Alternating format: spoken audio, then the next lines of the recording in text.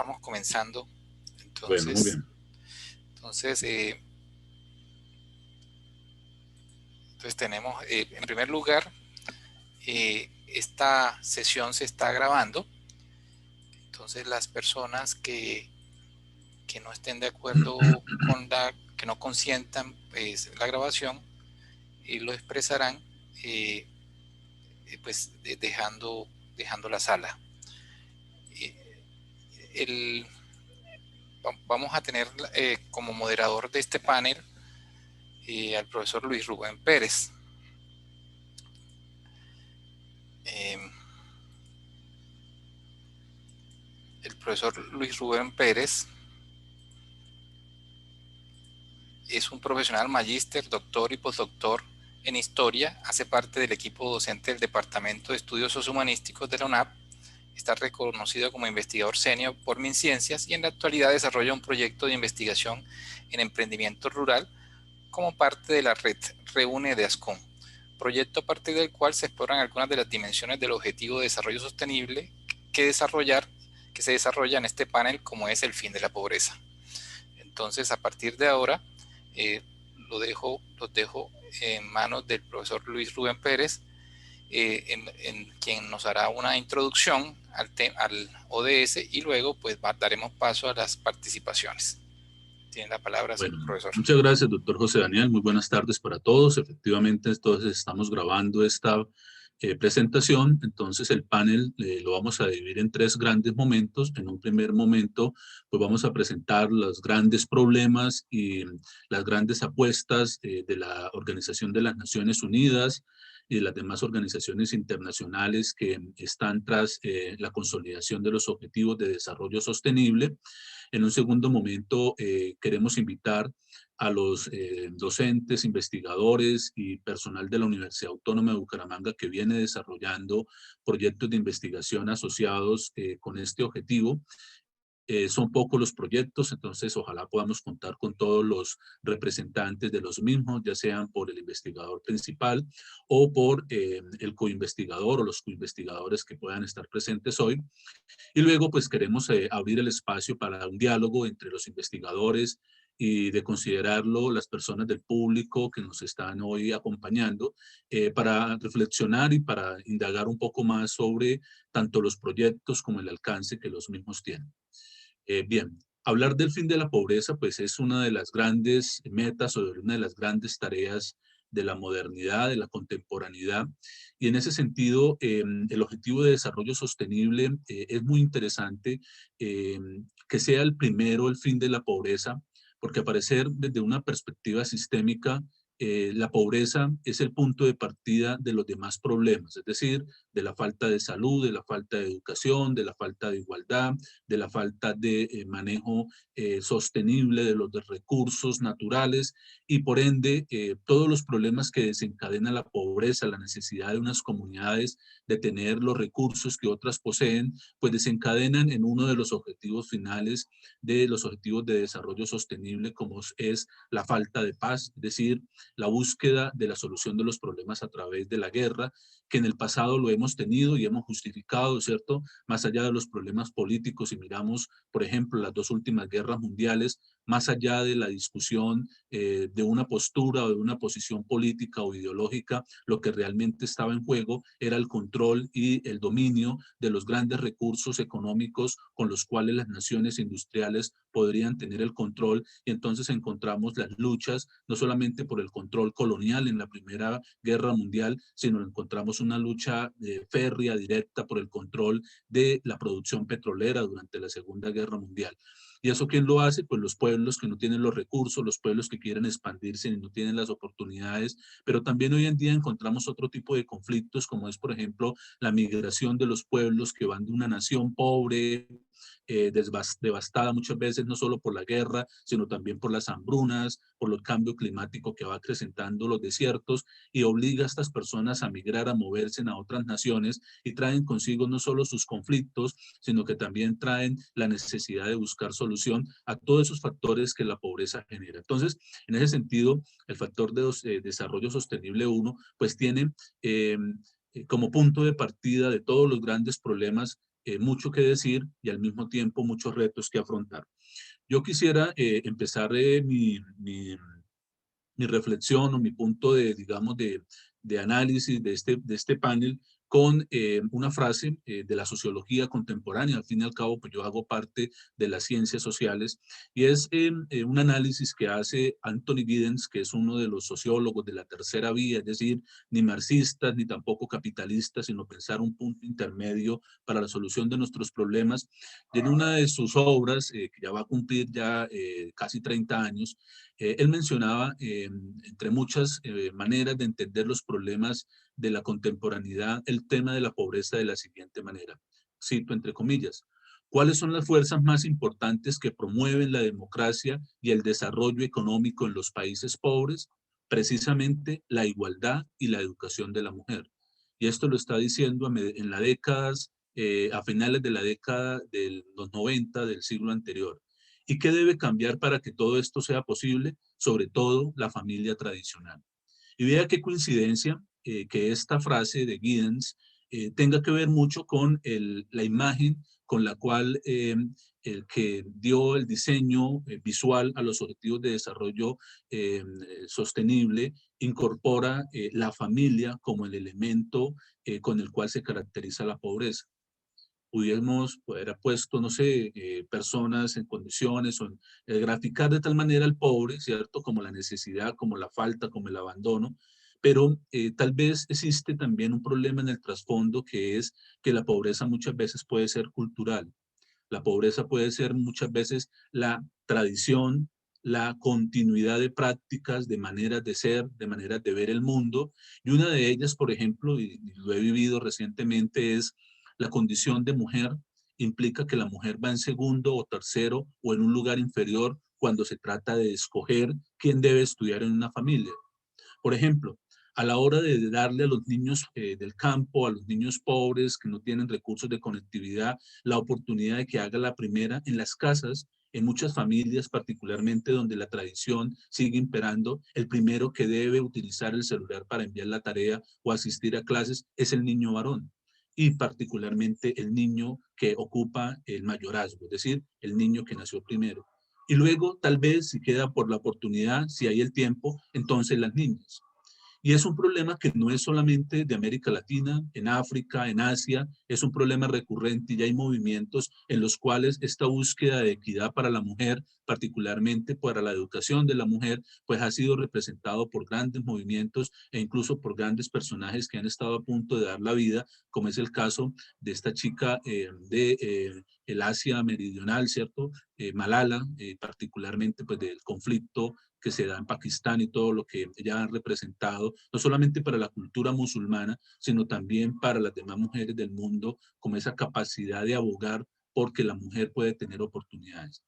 Pero eso no va a suceder, y allí ya lo estaba planteando Giddens, pensando sobre todo en las sociedades más grandes, en las sociedades más populosas o con más número de habitantes, y por sí mismo las sociedades con las tradiciones culturales más exacerbadas, es decir, la India, la China y los grandes pueblos de África y el Asia musulmán. Entonces, este primer punto de partida nos tendría que hacer pensar que el problema de la pobreza no necesariamente es un problema material, no es un problema necesariamente de la riqueza monetaria, sino que también puede ser un problema de las tradiciones y de la pobreza cultural que, comparado con otras naciones y con otras prácticas y con otras maneras de ser, probablemente podríamos considerar que hay naciones o que hay pueblos que han mantenido el patrimonio de sus prácticas, de sus tradiciones, de sus cosmovisiones, pero eso ha llevado a que comparativamente con otras naciones,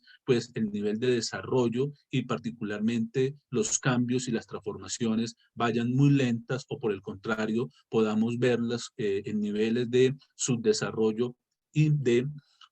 miseria, ¿cierto? Algún sociólogo latinoamericano decía que el subdesarrollo es un problema de los países desarrollados porque no le permiten a los países que están yendo a su propio ritmo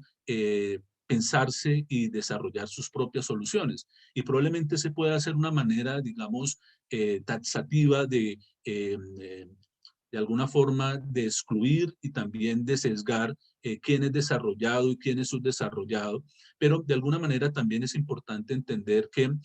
así como hay procesos de desarrollo que todos vamos a la par compartiendo y de alguna manera incorporando, por ejemplo, las grandes transformaciones de las tecnologías de la información y la comunicación son una realidad entre todos los seres humanos, ¿cierto? Por lo menos los que viven en comunidades grandes y no están en una condición nómada, pero hay otros procesos que no han ido cambiando tan rápido y de allí que algunos consideren que todavía en naciones como las de Latinoamérica, todavía vivamos en procesos premodernos, es decir, todavía no hemos llegado a la modernidad. Todavía los tres grandes principios de la modernidad no se han cumplido, ¿cierto? La libertad plena, la igualdad absoluta y particularmente la solidaridad, ¿cierto? Que era el otro gran principio, la otra gran promesa de la modernidad. Y por eso muchos autores, muchos filósofos, particularmente antes y después de la Segunda Guerra Mundial, han planteado que existe grandes barreras, pero también existen grandes diferencias entre unas naciones y otras. Y bueno, esta es la mirada de un inglés que está mirando a la India mientras está dando unos programas de radio, pero nos está mostrando que efectivamente el problema no solamente del subcontinente hindú, sino que también existe el problema en muchas otras naciones. Bien, ¿cuál es el reto de la ONU para el año 2030? El reto de la ONU para el año 2030 es poner fin a la pobreza en todas sus formas y en todo el mundo. Y he querido acompañar este reto con una de las imágenes, digamos, más conmovedoras de finales del siglo XX, que generó movimientos, ¿cierto? Como Heal the World, ¿cierto? Liderado por artistas como Michael Jackson y muchos otros, también de origen inglés, ¿cierto? Que quisieron buscar dinero, buscar ayudas para llevarle comida, para ayudar soluciones a África, particularmente en la década de los 80 y los 90, cuando hubieron grandes hambrunas causadas por el cambio de las lluvias, por el aumento de los desiertos, por el incremento de las guerras civiles. Y esta fotografía es muy interesante, fue tomada por Kevin Carter en Sudán en 1993, mientras él iba saliendo de ese país que empezaba una guerra civil. Y él se encuentra este niño que está allí, un bebé, ¿cierto? Que la lectura que se le dio en Occidente es que es un bebé que está muriendo y que el buitre está esperando a que termine, ¿cierto?, de quedar en total debilidad para acercarse y destruirlo y comérselo. En el contexto, el niño está pues haciendo sus necesidades físicas y bueno, el animal lo está observando, pero la foto causó tanto impacto que ganó el premio Pulitzer del año 94 y con ese premio al fotógrafo empezaron a llegarle preguntas de carácter ético. ¿Usted por qué no hizo nada? Si usted vio que el bebé estaba muriendo, si estaba débil, ¿por qué no trató de salvarlo del buitre? ¿Usted qué fue lo que hizo? ¿Por qué usted antepuso la ética, digamos, eh, a las ganas de tener una fotografía que en última se convertía en un acto voyeurista de ver cómo un ser está muriendo y cómo es devorado por otro? Pues bueno, esas presiones, esa, digamos, permanente inquietud de qué pude haber hecho, por qué no hice nada, por qué no pensé de otra manera un poco más humana frente a este ser que estaba allí, llevó entonces a que Kevin Carter se suicidara después de recibir el premio Pulitzer. Y sin embargo, años después, unos periodistas de España van a Sudán en busca de este niño, lo encuentran y es un ser que está vivo y que incluso hoy día participa de uno de los tantos ejércitos que combaten en las guerras civiles de ese país. Entonces, esa mirada de cuestionar el mundo, la pobreza de otros lugares y de querer solucionarla, pues siempre nos va a llamar la atención de la importancia de qué podemos hacer los otros, tanto por los problemas que tenemos en nuestro entorno, como también los problemas de nuestro hemisferio e incluso los problemas que están mucho más allá de nuestra realidad y que a veces nos parecen distantes y ajenos, pero hoy en día eh, no lo son, ¿cierto? Hace algunos años recordarán ustedes que una enfermedad de origen africano como el cólera o otra como el ébola estuvo rondándonos y llegó a alcanzar esta peligrosidad de ser una pandemia que pues, rápidamente se controló al ser enfermedades asociadas más con los problemas sanitarios que con la transmisión. Pero hoy en día tenemos otro tipo de problemas, por ejemplo, la actual pandemia que estamos viviendo y que de alguna manera, si ustedes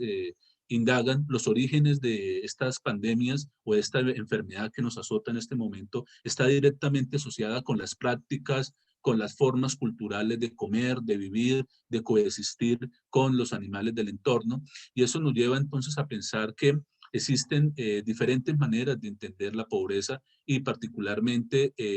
de asumirle. Por eso es muy pertinente que en el reto de las Naciones Unidas se hable de todas las formas de pobreza. Es decir, no necesariamente pobre tiene que ver con la ausencia o la falta de dinero o de recursos económicos. Y allí entonces aparecería esta condición que es muy interesante y que incluso todas las culturas lo han manejado a tal punto que recordarán ustedes que incluso en la tradición judio-cristiana aparece el bienaventurado, que es aquel que es pobre de muchas formas, ¿cierto? Entonces, en ese sentido, es muy importante este reto y de alguna manera estos llamados que de manera recurrente los periodistas, los cineastas y muchas personas nos recuerdan que hay comunidades que la están pasando muy mal, que tienen condiciones de vida muy difíciles y que de alguna manera los otros seres humanos, apelando al principio de humanidad, deberíamos estar dispuestos a ayudar y a buscar soluciones para los problemas que ellos enfrentan. Bien, eh, ¿qué hacer entonces frente a la pobreza? Entonces traigo aquí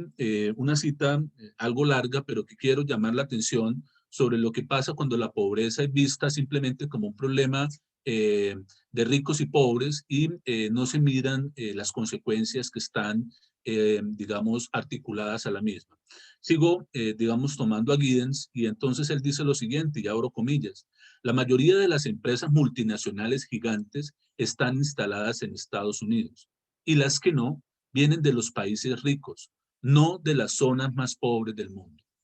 Y ahí ya tenemos un determinismo que no es de ahora, ya en la ilustración del siglo XVII y XVIII se caracterizaba que las naciones templadas, es decir, los que estaban en los territorios que hoy día llamaríamos estacionales, son las naciones que están llamadas a ser las ricas, las poderosas, en tanto que aquellas que estamos en el trópico son aquellas condenadas a la pobreza. Es un determinismo, claro,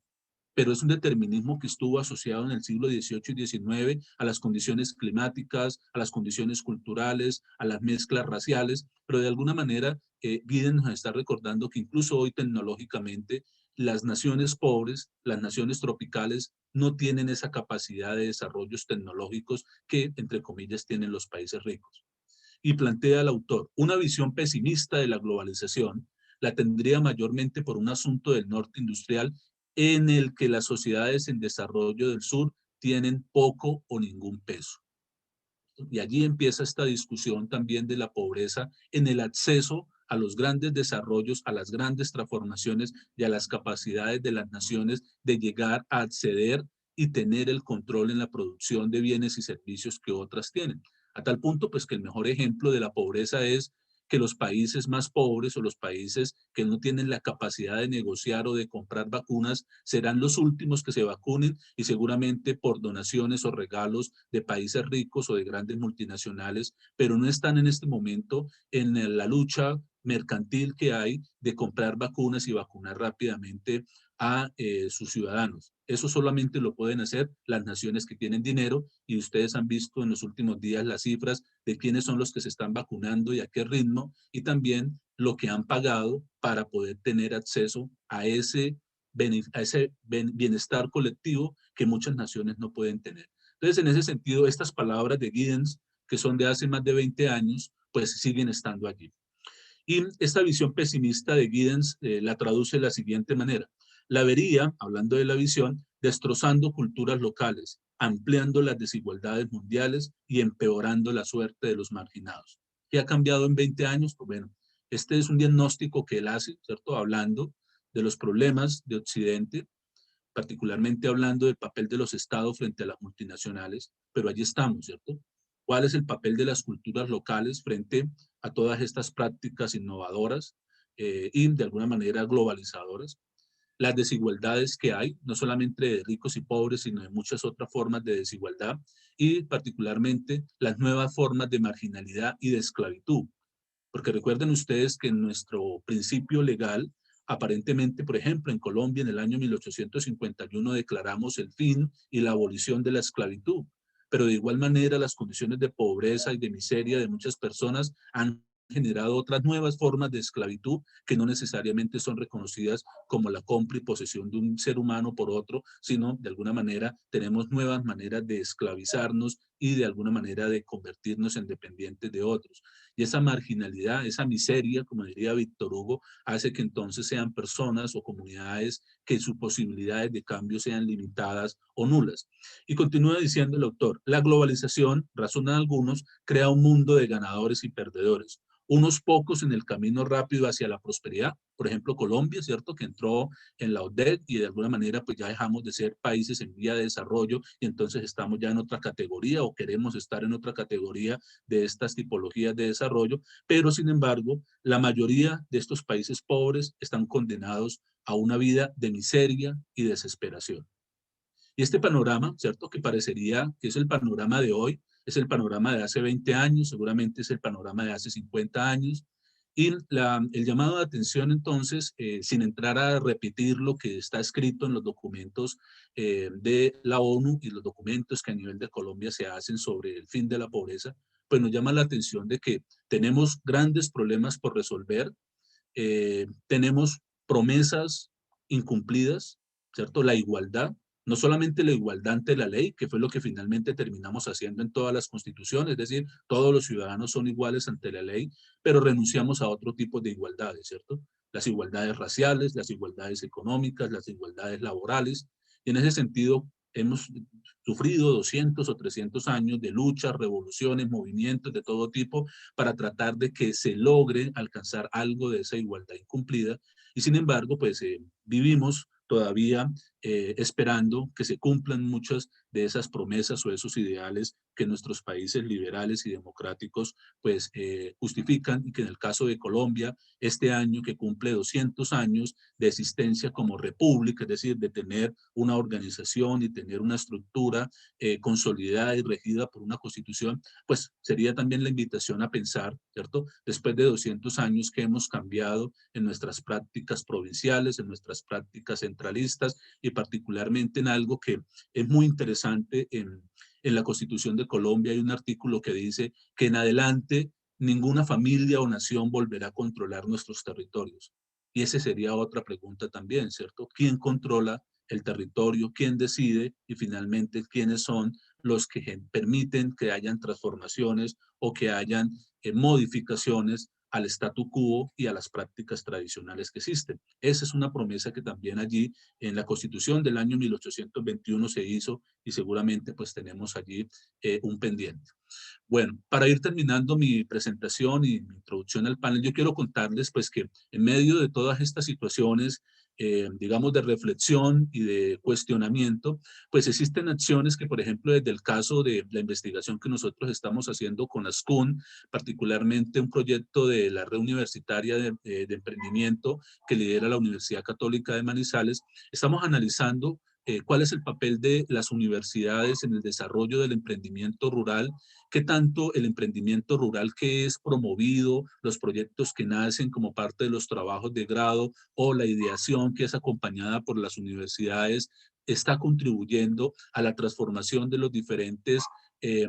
problemas y también a la búsqueda de solución de las diferentes necesidades que tienen las comunidades. Y en el caso de lo que nos corresponde a nosotros, que es analizar el área metropolitana de Santander, pues nos hemos encontrado con algunas experiencias muy interesantes que de alguna manera están encaminadas a una de estas metas del objetivo de desarrollo número 1, como es reducir la pobreza y promover el desarrollo sostenible, desde los tres grandes componentes que está pensado este ODS. Primero, incrementar la cohesión social. Y allí encontramos en el caso, por ejemplo, de una familia, de un joven que ha hecho todos los esfuerzos por estudiar y por obtener un título profesional, pero en ese proceso ha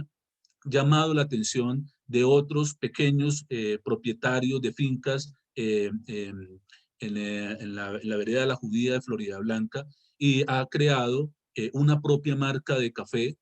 con unas características con un proceso de producción, pero particularmente con unos procesos de articulación y cohesión social de las familias que de alguna manera participan de este proceso y que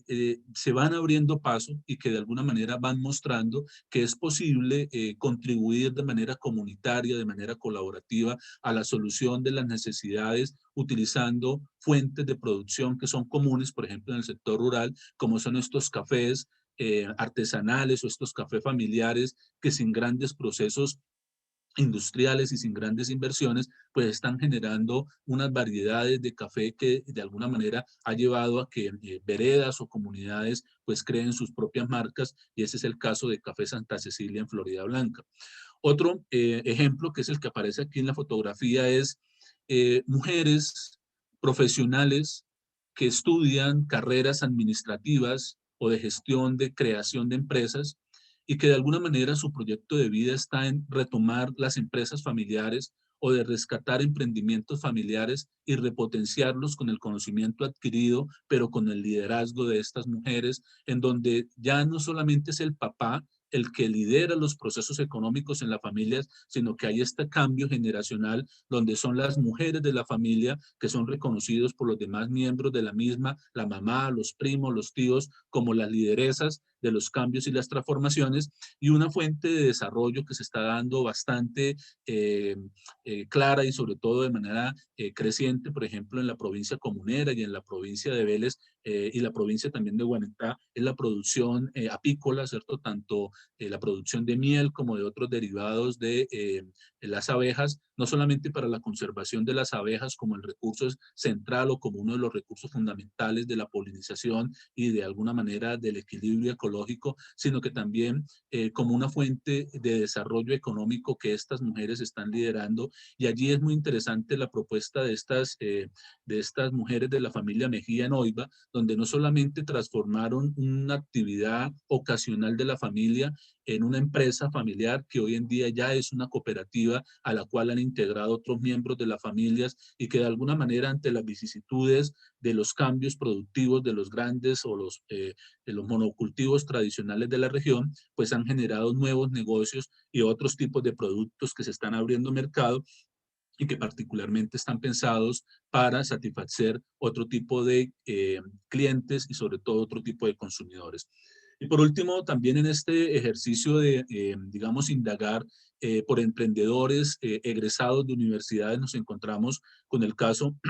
de un egresado de una familia que tiene una finca donde se perdían las frutas, particularmente las mandarinas, porque las mandarinas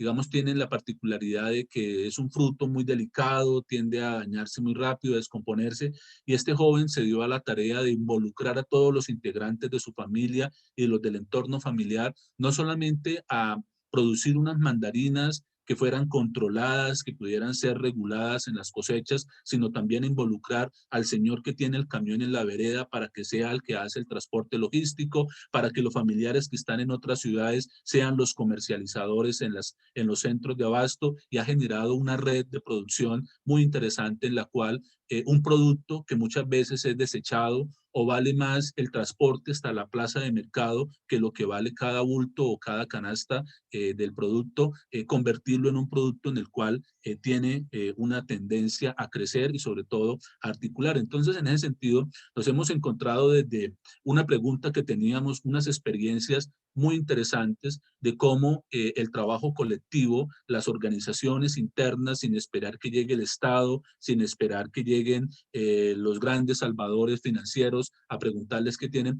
han empezado estos profesionales, muchos de ellos egresados de universidades públicas o privadas, a generar sus propias soluciones a problemas y particularmente involucrar a sus comunidades para que esta idea de la pobreza sea más una idea de la impotencia o de la incapacidad y no de la riqueza potencial que tienen en sus entornos. Y pues todo esto lleva finalmente a que gradualmente vayan solucionando sus necesidades vitales y de alguna manera vayan también transformando sus procesos productivos. Entonces, con esto quería abrir el panel, abrir, digamos, la reflexión que tenemos para hoy. Y pues bueno, aquí les comparto mi correo electrónico en caso de que quieran compartir o quieran de alguna manera articularse en nuestro proyecto o conocer qué es lo que se viene haciendo desde Reúne Ascom. Y bueno, pasamos entonces a la segunda parte del panel, en donde yo soy pues digamos el presentador del panel, pero también voy a asumir la condición de moderador. Y para ello entonces quiero retomar la visión del objetivo de desarrollo número 1 del fin de la pobreza desde la expectativa que tiene la Organización de las Naciones Unidas.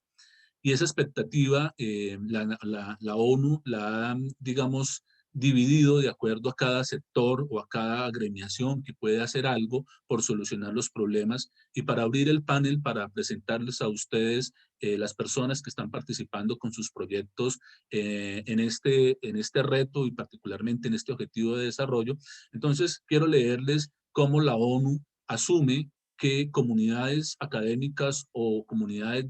educativas, como es el caso de la Universidad Autónoma de Bucaramanga, están llamadas a contribuir a la solución de los problemas que están asociados con todos los objetivos de desarrollo, pero particularmente con el fin de la pobreza. Y abro comillas, la comunidad académica y educativa desempeña un papel importante a la hora de concienciar sobre los efectos de la pobreza. La ciencia sienta las bases de enfoques, soluciones y tecnologías nuevas y sostenibles para hacer frente a los desafíos de reducir la pobreza y lograr el desarrollo sostenible. La ciencia ha contribuido de manera considerable a la erradicación de la pobreza. Y con ese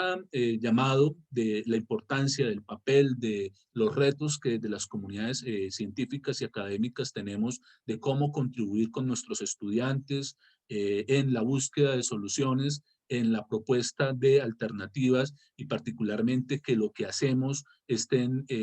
articulado a estas acciones de responsabilidad colectiva o de responsabilidad social, como son los objetivos de desarrollo sostenible. Entonces, les presento a continuación los proyectos que ustedes pueden observar en los videos que hemos realizado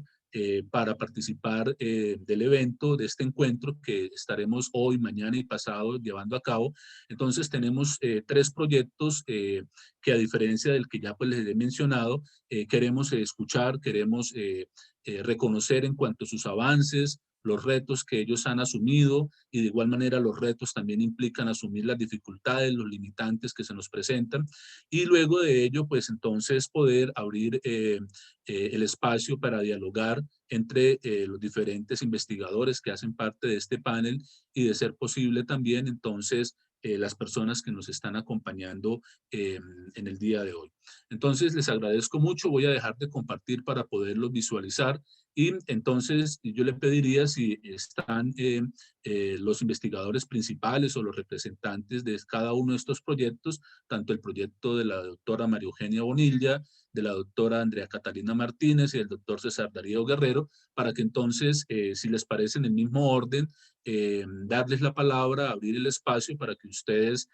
cuenten a los espectadores que están presentes qué vienen desarrollando, qué avances tienen en sus proyectos y sobre todo los retos a futuro de estos proyectos en cuanto a la consolidación o a los impactos que de ellos esperan. Entonces, les agradezco mucho por su atención y bueno, allí tenemos a Lucia entonces que nos dirá el procedimiento a seguir. Gracias, Luis Rubén, por este espacio y por su presentación. Pedirles también, darles gracias a los asistentes porque pues nos hemos pasado un poquito de las 6 de la tarde, pero pues de pronto rápidamente escuchar sus aportes también sobre este tema. Y pues no sé, por quien quiera hablar, pues para que no nos podamos también extender más, yo creo que por ahí hasta las 6:15 estaría bien que pudiéramos hacer esto.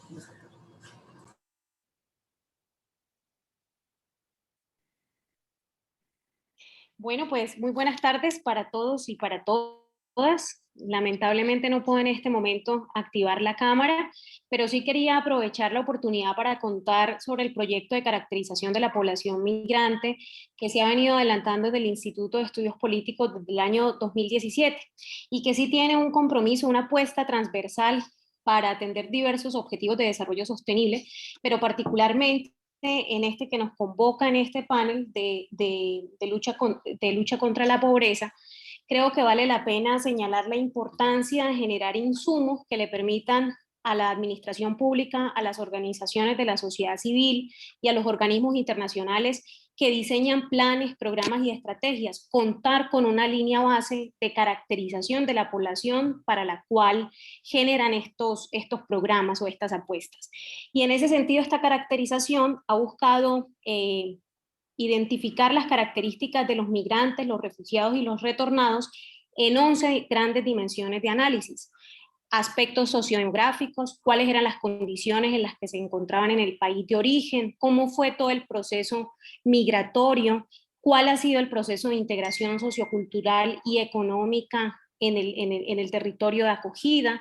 cuál es la percepción sobre la respuesta pública ante este gran fenómeno social que reta a todos los actores. Entonces, de alguna manera, generar esos insumos permite que la respuesta a la gestión del fenómeno migratorio sea más eficiente, más ajustada a las necesidades. Para nosotros, desde este proyecto, ha sido muy importante darnos cuenta, por ejemplo, cómo el insumo de la caracterización es la base para el Plan Municipal de Desarrollo, cómo el insumo de caracterización lo solicitan las organizaciones de la sociedad civil que están buscando información para poder soportar las distintas líneas de intervención y poder agenciar recursos de cooperación internacional en una línea que nos da muchas oportunidades para la ejecución de proyectos de intervención. Y bueno, invitarlos a que vean el video, ahí explico un poco con más detenimiento porque quiero darle también la posibilidad a Andrea, a César y a los demás compañeros para que también compartan las apuestas de sus proyectos.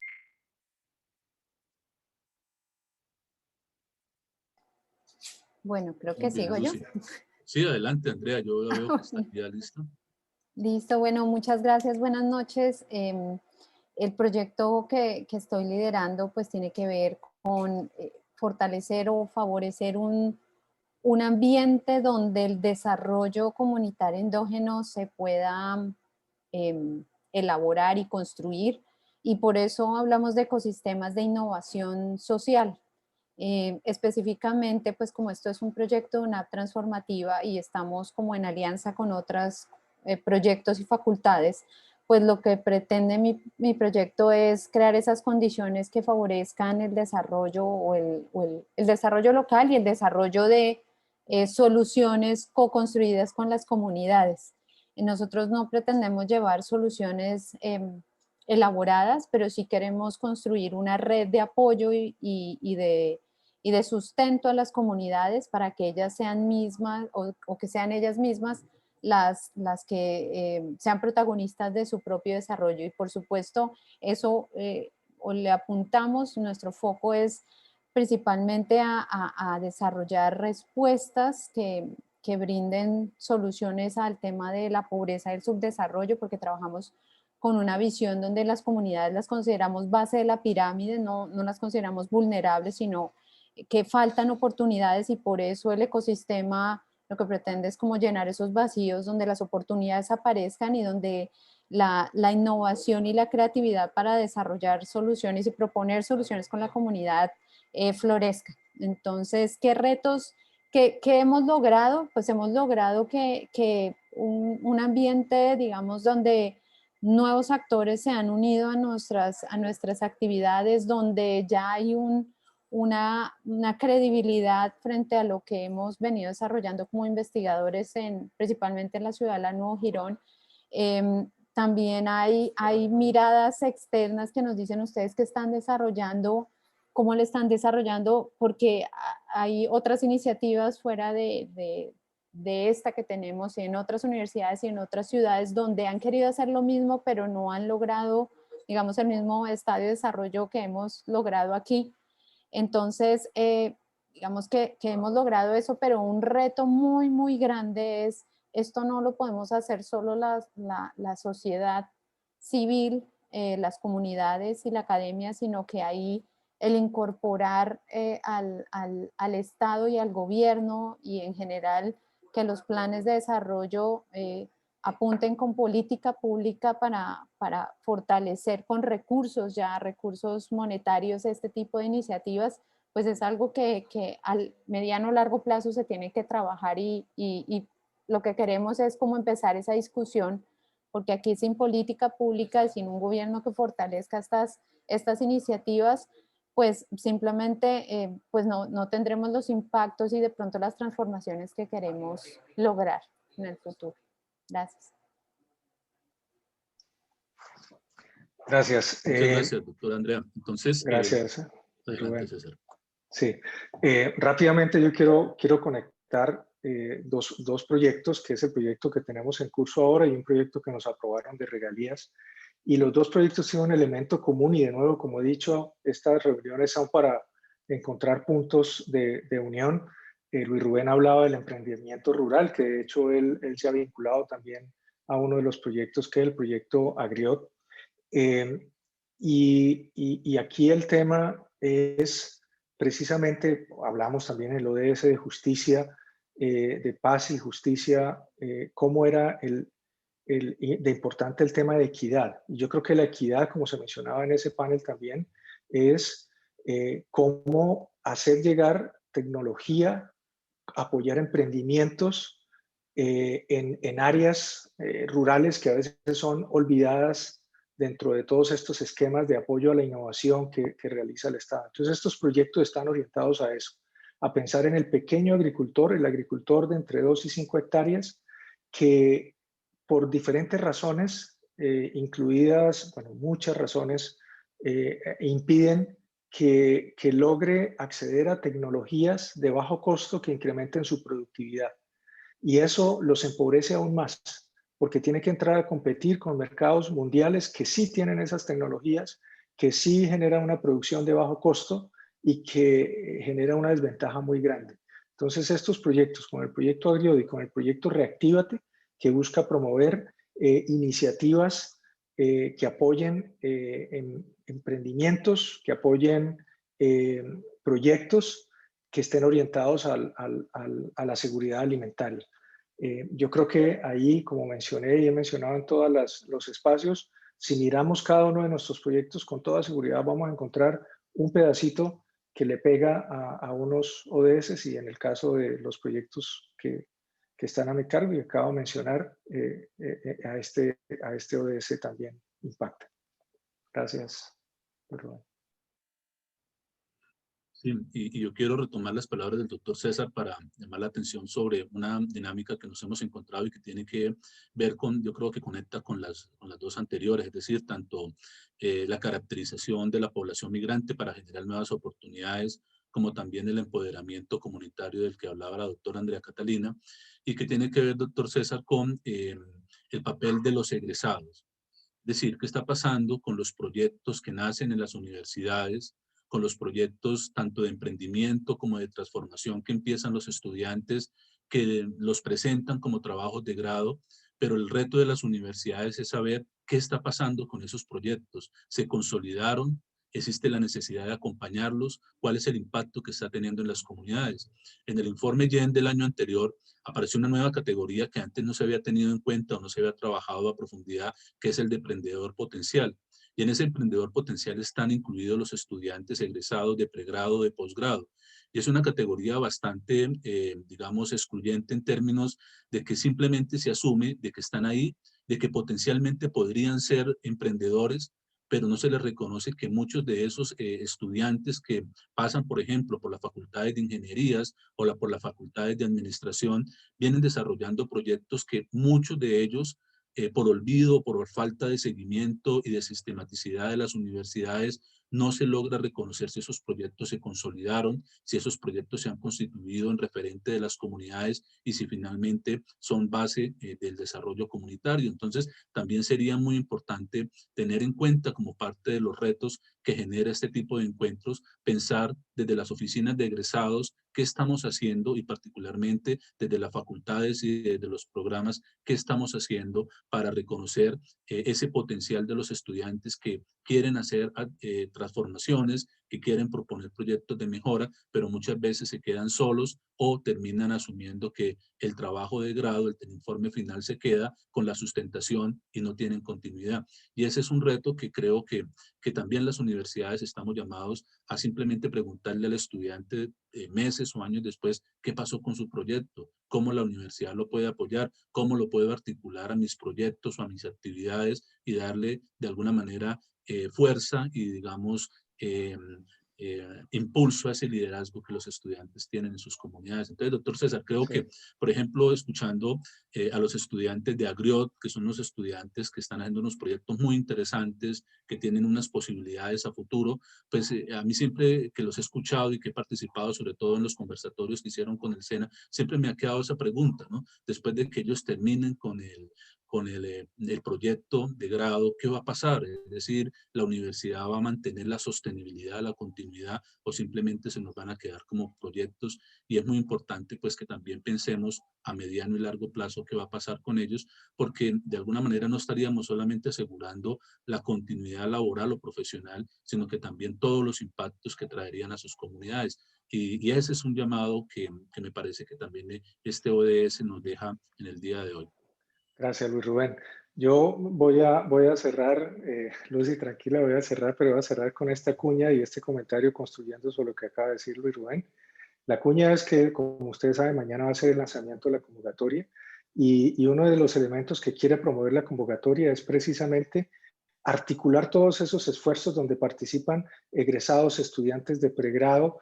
articularlo en torno a los proyectos institucionales, que los proyectos institucionales formalicen la participación de estudiantes de pregrado a través de sus trabajos de grado, de graduados, de estudiantes de maestría, de doctorado, que puedan vincularse a estos proyectos y de esa manera tener esa trazabilidad. Eso es un tema que vamos a promover en las convocatorias. Y lo segundo es que también estamos fortaleciendo la UNAD, la unidad de transferencia de conocimiento que va a estar manejada por Herli, que viene ya trabajando en estos temas, donde está el tema de apoyo a spin-off, etcétera, que se puedan derivar de esto. Entonces, quiero conectar ese comentario y invitarlos mañana a todos para que nos conectemos con el lanzamiento de la convocatoria. Muchas gracias, Luis Rubén. No sé si José Daniel quiera mencionar algo de cierre, Lucy. Por mi parte. José Daniel no está presente. José Daniel no está presente. Ok. Bueno, entonces, a menos que Lucy quiera mencionar algo más, muchas gracias a todos. Ha sido una jornada muy buena el día de hoy, muy activa. Muchas gracias a todos por participar. Veo muchas caras en común que han seguido todo este día y yo sé que es un esfuerzo importante frente a los compromisos de docencia de las clases y yo creo que me voy y espero que ustedes también con una sonrisa en este día de Ideas to Reality. Con toda seguridad mañana y pasado mañana van a haber muchas sonrisas más. Muchas gracias a todos y feliz noche. Buenas noches. Buenas noches. Bueno, hasta luego.